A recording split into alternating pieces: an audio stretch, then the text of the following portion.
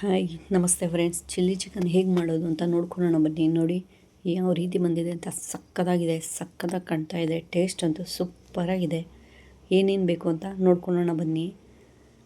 ಮೊದಲಿಗೆ ಒಂದು 20 ಮೆಣಸಿನ್ಕಾಯಿ ತೊಗೊಂಡು ಕುಟಾಣಿ ಕಳ್ಳಲ್ಲಿ ಚೆನ್ನಾಗಿ ಕುಟ್ಟು ಸೈಡ್ಗೆ ಇಕ್ಕೊಳ್ಳಿ. ಅದಾದಮೇಲೆ ಬಾಣಲಿ ಇಕ್ಕೊಂಡು ಬಾಣಲಿಗೆ ಒಗ್ಗರಣೆಗೆ ಎಷ್ಟು ಬೇಕು ಅಷ್ಟು ಎಣ್ಣೆ ಹಾಕ್ಕೊಳ್ಳಿ. ಎಣ್ಣೆ ಹಾಕ್ಕೊಂಡ್ಮೇಲೆ ಇದಕ್ಕೆ ನಾವೇನು ಕುಟಾಣಿ ಕಲ್ಲಲ್ಲಿ ಕುಟ್ಕೊಂಡಿದ್ವ ಹಸಿಮೆಣ್ಸಿನ್ಕಾಯಿನ ಅದನ್ನ ಹಾಕ್ಕೊಂಡು ಚೆನ್ನಾಗಿ ಫ್ರೈ ಮಾಡ್ಕೊಳ್ಳೋಣ. ನೋಡಿ ಯಾವ ರೀತಿ ಫ್ರೈ ಮಾಡ್ಕೊತಿದ್ದಾರೆ ಅಂತ. ಈ ರೀತಿ ಚೆನ್ನಾಗಿ ಫ್ರೈ ಮಾಡ್ಕೊಳ್ಳಿ. ಅದಾದಮೇಲೆ 1-2 ಸ್ಪೂನಷ್ಟು ಶುಂಠಿ ಬೆಳ್ಳುಳ್ಳಿ ಪೇಸ್ಟ್ ಹಾಕ್ಕೊಳ್ಳಿ. ಇದು ಸಹ ಹಸಿ ಸ್ಮೆಲ್ ಹೋಗೋವರೆಗೂ ಚೆನ್ನಾಗಿ ಫ್ರೈ ಮಾಡ್ಕೊಳ್ಳಿ. ಚೆನ್ನಾಗಿ ಫ್ರೈ ಆಗಬೇಕು ಫ್ರೆಂಡ್ಸ್. ಇದೆಲ್ಲ ಚೆನ್ನಾಗಿ ಎಣ್ಣೆ ಬಿಟ್ಕೊಳೋವರೆಗೂ ಫ್ರೈ ಆಗಲಿ. ಇದಕ್ಕೆ ಸ್ವಲ್ಪ ಅರಿಶಿನ ಹಾಕ್ಕೊಳ್ಳೋಣ ನಾವು. ಇದು ಸಹ ಚೆನ್ನಾಗಿ ಮಿಕ್ಸ್ ಕೊಟ್ಕೊಂಡು ಇದು ಸಹ ಹಸಿ ಸ್ಮೆಲ್ ಹೋಗೋವರೆಗೂ ಚೆನ್ನಾಗಿ ಫ್ರೈ ಆಗಬೇಕು.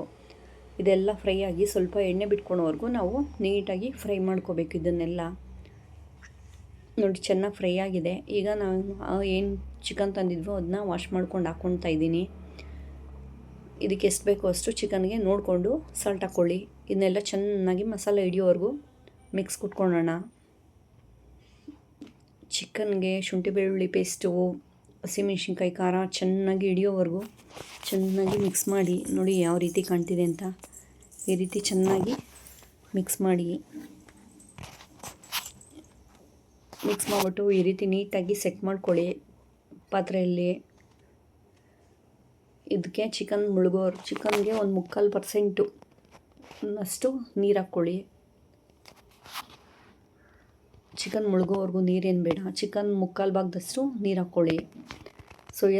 ಸೋಯಾ ಸಾಸ್ ಹಾಕ್ಕೊಳ್ಳೋಣ. ಒಂದು ಸ್ಪೂನಷ್ಟು ಸೋಯಾ ಸಾಸು.